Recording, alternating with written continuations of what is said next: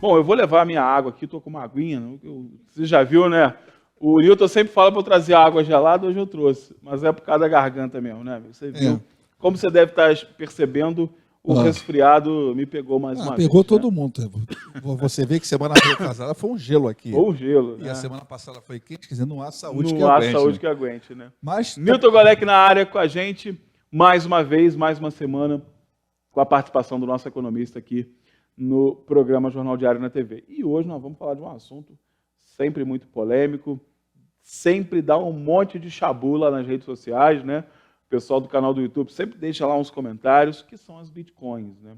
Primeiro, Nilton, eu queria que você explicasse o que são as bitcoins. Assim, olha só, vou explicar. Bitcoin é uma moeda virtual. Você não vê papel, você não vê papel, você não vê nada, tudo feito virtualmente. O que já me dá preocupação. Ou seja, ela só existe no mundo virtual. No mundo virtual, não existe digital. Não é palpável. Não é palpável. Então fizeram esse investimento com preços altos, prometendo lucros altos. Eu quero lembrar que o ano passado, quando a gente recomeçou, o primeiro assunto foi bitcoins. Nós fizemos uma explanação aqui, eu mostrei que era bitcoin, foi uma coisa bem didática e todo mundo entendeu. E mostrei o valor, a gente até falou para tomar cuidado, porque era virtual, entendeu? Não é como o dólar, que você compra o dólar, você vai lá, você tem na mão, você pode fazer o câmbio, a troca a hora que você quiser. E a Bitcoin é tudo virtual. Quer dizer, o medo é esse aqui, eu até tinha alertado, toma cuidado com isso, porque não tinha nenhum regulamento sobre isso. Aí, no semestre desse ano, no primeiro semestre, nós falamos da oscilação da Bitcoin. Sim. Nós falamos da oscilação, que ela está de repente cai vertiginosamente, depois sobe. Agora, e a gente tem falando, cuidado, nós sempre alertamos aqui, cuidado, cuidado. Agora, hoje eu trouxe aquilo que eu não tenho bola de cristal, entendeu? Eu não sou nenhum. Mas nesse caso era até meio fácil de prever, né? Era meio fácil de prever, não sou piton, mas era meio fácil de prever. Olha o que eu Vamos trouxe dar uma olhada você. então. Né? Olha o golpe lá. O golpe das bitcoins. Olha lá, estão acusando uma corretora de câmbio de dinheiro. Aí um grupo lá, olha só o que eles fizeram. Deram um golpe, eles entraram na justiça e aquela coisa, ganhou, mas não levou. Eles foram sacar, não tem dinheiro. Ou seja, é o problema que o Nilton falou aqui, inclusive, na nossa primeira participação, em que ele explicou a Bitcoin. Mesmo que seja comprovada, né, a lesão ao cliente, essas empresas que fazem esse tipo de negociação, essas corretoras, elas não possuem lastro, elas não possuem patrimônio, elas sequer existem efetivamente, né, fisicamente. E aí chega um momento como esse em que o cliente conseguiu provar na justiça que ele foi lesado, não vai conseguir receber, porque não tem nenhum tipo de garantia. Não vai receber. Então, e o pior é que vocês vão ver ali mais tarde, nem o Banco Central, nem a CVM tem regulamento sobre isso. Vocês vão ver lá. Pode passar, por favor, Rodrigo. Olha lá. Essa Negocie, eu boto o nome mesmo, pode me processar, não estou nem aí para isso. Negocie Coins. Negocie Coins foi considerada a maior criptomoeda e tudo. Olha só, em um dia eles negociaram 300 mil bitcoins, em um dia. Em um dia, que superou o quê? 2 bilhões de dólares. Olha só, isso em um dia. São 2 bilhões de dólares. E aí, o que aconteceu? Passando adiante, o que aconteceu? Ele falou, apesar da quantia, disseram que não tinha, foram lá, já tem processo em 7 estados. Com essa empresa. Com essa empresa, pedindo devolução. Lá no Paraná houve uma decisão favorável, mas eles baixaram o valor porque confessaram. No final, não pagaram. Eles não cumpriram pelo Grupo Bitcoin Banco. A dívida original era de quase 40 milhões. Exato. Né, baixaram por conta, né, do acordo. Para pagamento imediato. Entretanto, né, quando se foi fazer lá o sequestro, né, das contas. Sequestro das contas, eles chamam de... Descobriu que as contas estavam praticamente zeradas. Exatamente. Eu chamo de bloqueio, porque agora o juiz tem, por um código, ele entra no Banco Central e bloqueia a conta. Então, olha lá o que aconteceu. Meu Deus. Olha o que aconteceu. Entendeu? Vamos passando adiante, vai ser pior ainda lá. Após o vencimento, E o não cumprimento, eles sumiram, os donos sumiram, entendeu? Segundo essa pessoa dessa companhia aí. Quer dizer, enganam as pessoas, fazem propaganda. Você lembra que eu te falei que colocaram uma criança fazendo propaganda? Para Bitcoin. É uma brincadeira. Isso para mim, eu não sou jurista, isso para mim é crime.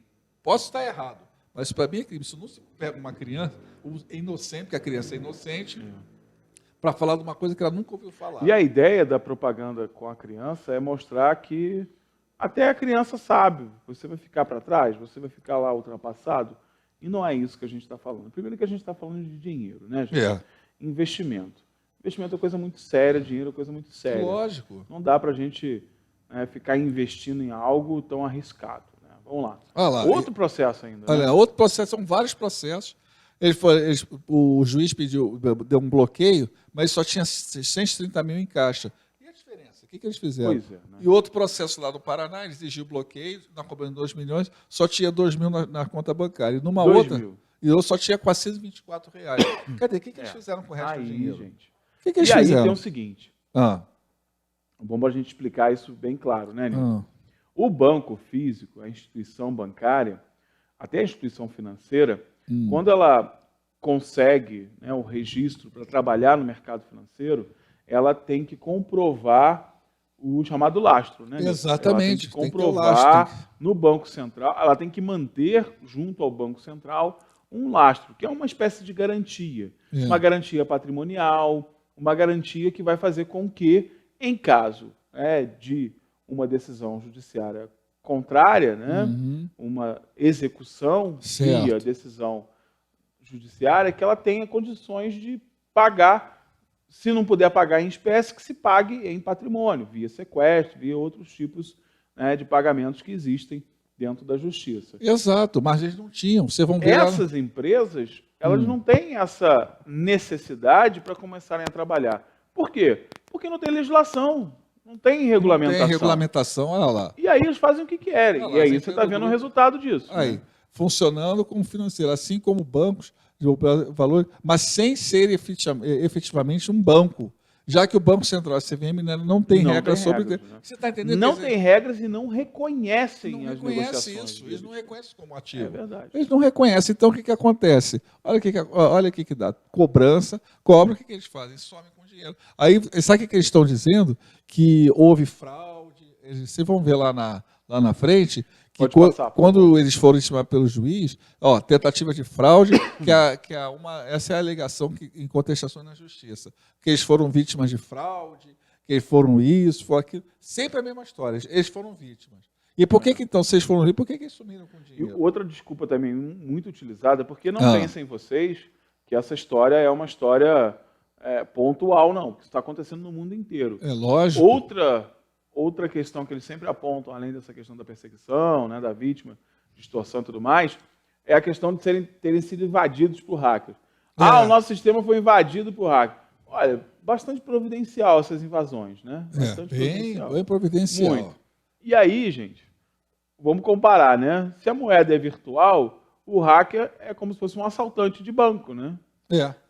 A empresa não tem um seguro contra o assalto? Não tem, exatamente. O banco tem que ter. Ele é obrigado Todos a ter. Todos os bancos têm assalto, o banco tem um seguro. Esse é que é o X da questão. E aí, vamos numa hipótese que houve invasão de hackers. Invadiram. E aí? Eu não tenho culpa. Cadê? Aí, a culpa é sua? Não, é minha investidor? Não. Você não tem seguro? Não tem. É? Aí o outro vai dizer, mas você sabia que isso aqui era arriscado. Aí começa o jogo de empurra. Você, quando investiu, sabia que isso era arriscado. Agora, o cara capta 2 bilhões de dólares e não tem dinheiro?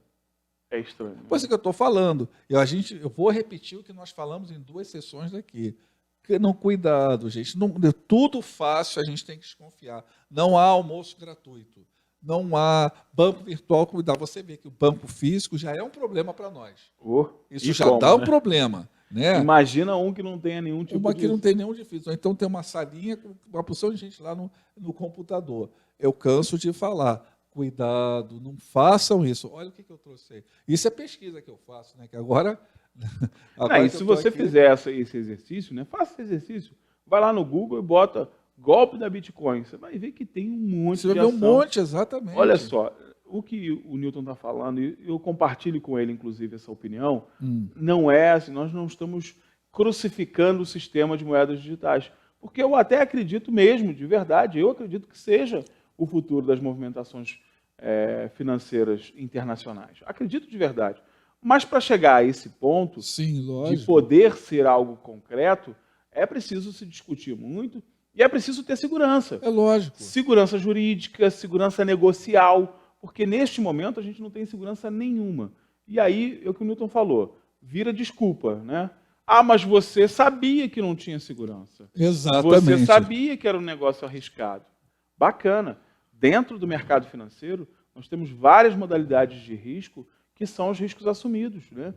De forma legal. Você entra, vai num banco, vai numa instituição financeira e pede uma linha de financiamento que tenha, né, esse caráter de risco do negócio, você vai ter um monte. Lógico. Inclusive, você pode perder dinheiro e você não pode nem reclamar. Agora, tem que ter, no mínimo, essa segurança. Né? Exatamente. Segurança. Exatamente. Você vê uma coisa.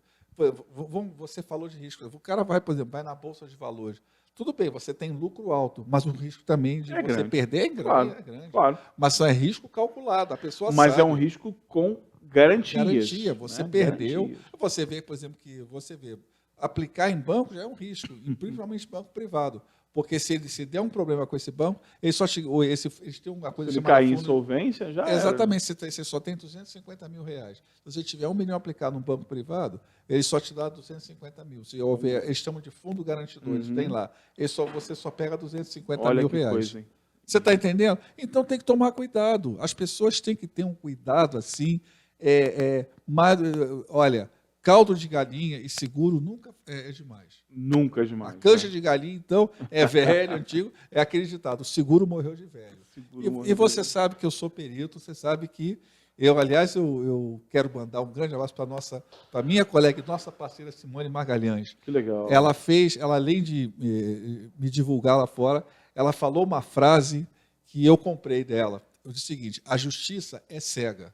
O perito não. A gente não é cego. Eu estou sempre ali avisando, estou sempre mostrando, estou sempre alertando. Cuidado, gente, cuidado com propagandas. Não vão atrás. Nada é fácil. O santo, quando vê muito esmola, tem que logo desconfiar. Desconfia. Né? O santo, quando vê esmola, desconfia.